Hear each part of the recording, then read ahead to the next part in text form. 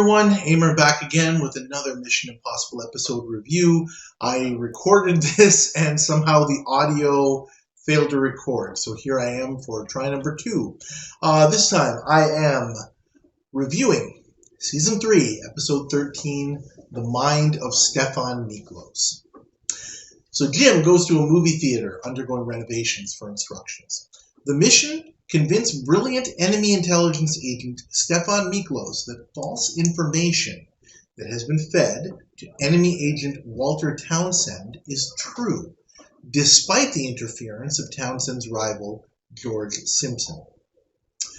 So Jim tells the team that the plan revolves around Stefan convincing himself that he's seen through what the IMF is going to try and pull on him. As only he can fool himself, he's brilliant. And the key point is that Stefan knows Townsend, they're old friends, but not Simpson. And we see the usual talk about what they'll need to do and some of the things they're going to do during the episode. So the first step, Stefan is landing at the airport and then headed straight to an art gallery to get coded information through some combination of Townsend and Simpson. Jim goes into the gallery to investigate a gas leak, with Cinnamon as a shopper looking at paintings. Jim investigates a back room and opens a small shelf filled with gas to convince the owner to allow repairmen unfettered access to that room. Townsend leaves his apartment, allowing Roland to let himself in using a lockpick to set up a bug in his room, and also use a device to get into his safe. Repairmen Willie and Barney arrive, and they head into the back room, as the gallery owner puts a Buddha statue in a showcase unit. Cinnamon puts a slightly radioactive ring against the showcase, allowing Barney to determine its precise location, and Barney removes the glue out from the tile supporting the statue, allowing him to remove a cylinder within it containing the information that Stefan is after. Willie swaps the information, which is a picture of Simpson and apparently where to find him, and switches it with Roland's picture and some other information. Barney replaces the cylinder just as Stefan's car pulls up. Stefan provides a receipt for the statue, and Barney barely manages to put the wood block back just in time as the statue is removed from its place. Stefan examines the documents in the statue using his photographic memory and burns it, heading to Simpson's glassware store. However, Roland goes to Simpson's store first and uses spy speak to convince a very nervous Simpson that he, Roland, is Stefan. Roland demands to see proof from Simpson that Townsend is a double agent, and Simpson says that said proof is with another agent named Willoughby. And Roland demands to see the proof, so Willoughby is called and hands it over for Roland to look at. Jim calls for Roland using a coded name and tells him that Stefan is on the way, then steps into the glassware store where Roland tells Simpson and Willoughby to go with Jim as their cover has been blown, and they're being reassigned. In an extremely cool moment, the trio pass by Stefan and his assistant Vincent in the hallway, with everyone except Jim being none the wiser. Stefan comes into the store, with Roland now being Simpson, and they go through the same process as Roland did with the real Simpson. This time, Stefan tosses something at Roland, which he catches with his left hand, as Simpson is supposed to be left-handed. Roland says he can produce Willoughby within 24 hours, and Stefan tensely tells him to do exactly that. Stefan and Vincent then head over to Townsend's apartment and have a look in the safe, but they don't find anything out of the ordinary other than the expected false compartment that they know he has, with mementos including a picture of Townsend with Stefan, which would be very incriminating unless Townsend was indeed a double agent, as Vincent suggests might be the case. They also find a loving picture from Cinnamon, who calls just at that time, but abruptly hangs up. Cinnamon strategically puts some burnt paper, but not totally burnt, in the fireplace of her apartment. From clues in the picture, Stefan is able to figure out where said apartment is, and off he goes, finding packed bags in Cinnamon's apartment and a phone number on the charred paper in the fireplace. He finds 2 keys inside a purse that he makes molds of, and also a matchbook. Calling the number on the paper, he poses as an IRS agent and reaches stockbroker Barney, who invites him to come over. Stefan calls Roland and gives him a coded message to get fake credentials made. Jim tells Roland to call the real Simpson and tell him to go to Townsend's place at 3, which is when Stefan will come to get his papers. Stefan does so, taking a matchbook from Roland on his way out. Townsend comes home at 3, talks to Simpson, who tells him he's going home tonight and he'll have a new contact. Simpson tells Townsend to get the information from an airport locker at 4:30. They say their goodbyes, and Barney tells Stefan that Cinnamon, aka Sandra Marshall, cashed out her investments earlier today. While Townsend takes a shower, Barney enters his apartment, puts a small bug in his shirt collar, and adjusts his watch. Vincent tells Stefan that he has found that the keys from Sandra's apartment are for airport lockers, and spots Cinnamon there putting some stuff in 2 of them. They find tickets to Rio for herself and also for Walter under the name of Peter Marks. Stefan and Vincent watch and find Cinnamon back at her locker with Townsend just behind her. Approaching Townsend, Stefan tells him the jig is up. Townsend, of course, pleads innocent, not understanding anything that's going on, and he and Cinnamon say they don't know each other. Stefan confronts him with the evidence, and Cinnamon starts making a fuss, prompting security guard Willie to come over, driving the other 3 away and back to Townsend's apartment. Townsend tells Stefan that Simpson sent him to the airport, and he's obviously being set up. Jim starts to doubt his plan, and the IMF listen in to what's happening, as they're not sure how this is going to go. Townsend continues to protest that he met Simpson at 3 and was told to go to the airport at 4:30, but Stefan retorts that he was with Simpson at 3, and Townsend didn't get to the airport until 5. He prepares to off his old friend, but then sees that Townsend's watch is fast, and suddenly starts to put some things together in his mind about Cinnamon, Rollin, the matchbook. He sees that the matches were used by a left-handed person, such as Simpson, and starts wondering.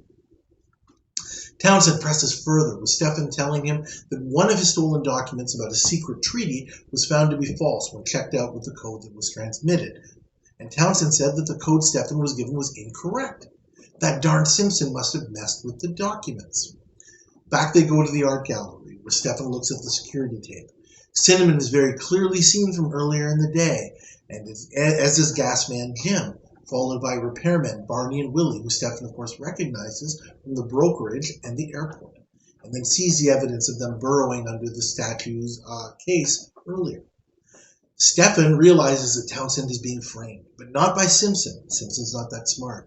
It must be the Americans, luring him into a trap started by Simpson defecting out of bitterness. Stefan heads back to the glassware store after confirming that Willoughby has arrived, who turns out to be Jim, completely confirming Stefan's suspicions. Returning to the car, Stefan tells Townsend he's in the clear, and the information he found must be true, because there's no other way the Americans would have gone through so much trouble to try and fool him. He regrets that whoever masterminded the plan failed, as Jim allows himself a slight proud smile, and he deserves it. Mission accomplished. I'm going to give this episode a grade of S for superb. The only potential thing, I went into this, of course, as I do with all of the episodes that I absolutely adore, and this one I can watch again and again and again, is can I find something, anything, to throw at it negative? Anything at all. And I was prepared to go into this saying that, you know what, this may be a difficult plot for people to follow. If you miss a beat, you lose the rhythm, and then you may not be sure what's going on next. I thought about that. I watched this episode with my daughter and my wife, and asked them in the end, like, hey, was this really complicated to follow? And they said, no, I understood what was going on. And if that's the case, then I would say that I think I'm off base with that. I don't think it is all that difficult to follow. I thought about it, and many other episodes are also in that category of if you miss a beat, you lose the rhythm. And if you can miss an important plot point and then not know what's going on after that. So this is one of, if not the best episode ever produced. I truly do feel that. I know I've said similar things about other episodes like The Heir Apparent and The Cardinal. I'll talk a little bit about why I said what I just said. Let's talk about all the good stuff about it. You know what I love in an episode and what I feel makes an episode great, and I think it's borne out in the reviews that I'm doing. the power of five, the teamwork that makes this show great. Are you kidding me? This is one of the best examples of teamwork and the power of five that you could ever imagine on this show. Okay? I love it when the team earns their win. Are you kidding me? This is probably the biggest win they ever had because they're going up against a villain who is their equal. More to say about that shortly. Quality of the antagonist. Stefan Miklos is, like I said, is right on par with what the IMF is capable at pretty much any level. So no problem there. I've talked about the three kisses of death when it comes to antagonists or villains on the show. They can be lame, they can be schmucks, they can be unengaging. Stefan is the opposite of all of that. Is he flashy? Is he exciting? No, he isn't. But unengaging, boring? I don't think so. If you're not a fan of the show, I think if you feel that way, it's fine to feel that way, but maybe the show isn't quite for you. If you think that this is boring in some way. I think a key point here, which kind of binds it all together, is that this is the ultimate Kansas City Shuffle plot, in a sense, which is one of the things that's like a core of Mission Impossible. I've mentioned about the Kansas City Shuffle before, where you're trying to pull something on a potential target, and you make that target believe that you have something that you're trying to put over on them, and the target sees through it. But really what you have is an overarching something. You want them to see through it because you don't want them to understand that you've got something else going on top of that. I think that this episode is extremely unique in terms of all of the other kinds of Kansas City Shuffles and misdirection plots that the IMF has used. All of those plots, and most episodes, even if they don't directly involve this kind of plot, have some things in common.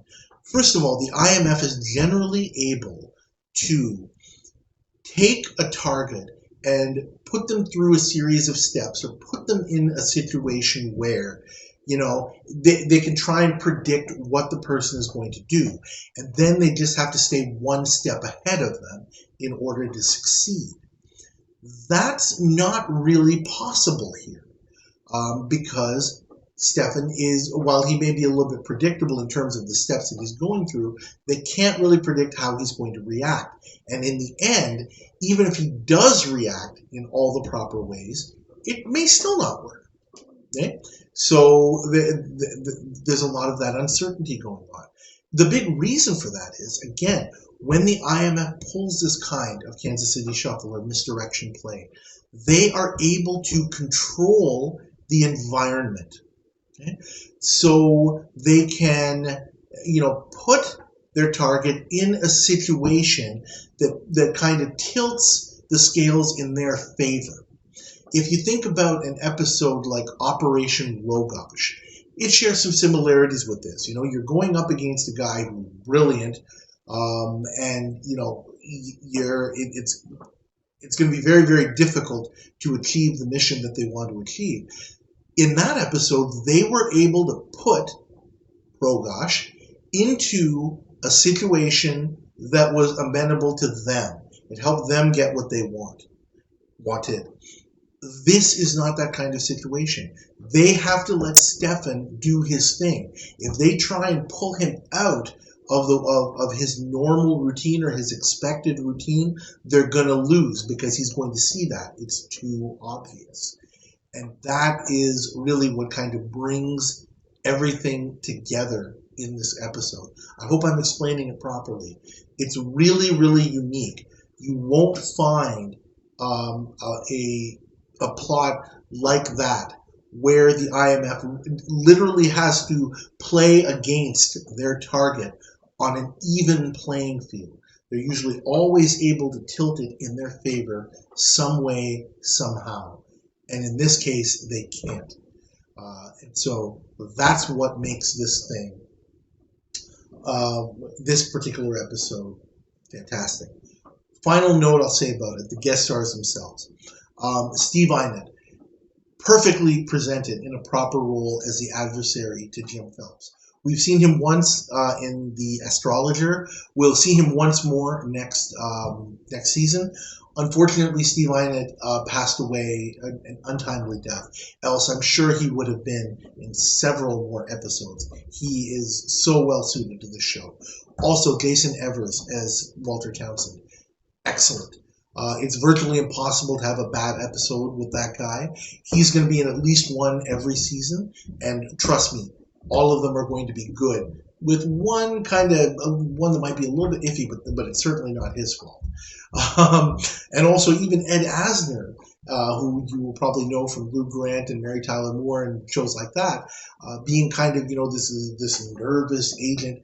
He's pretty good too. It's kind of an unusual role compared to a lot of the roles that he plays in other series, but also very, very good. So as I say, so much good in this episode. I could not find any flaw in it really, even though I tried. I actually wanted to try and engineer one, but even that didn't work. So I'm going to stand by my grade of S for this one because of its uniqueness. Anyway, I think that's all I have to say. It's actually quite a lot. This is going to be a longer one than most episodes. Thank you for staying with me. Please like this episode. Please subscribe to my channel. Please leave your comments. Love to hear what you have to say. Thank you again, and I'll see you next time.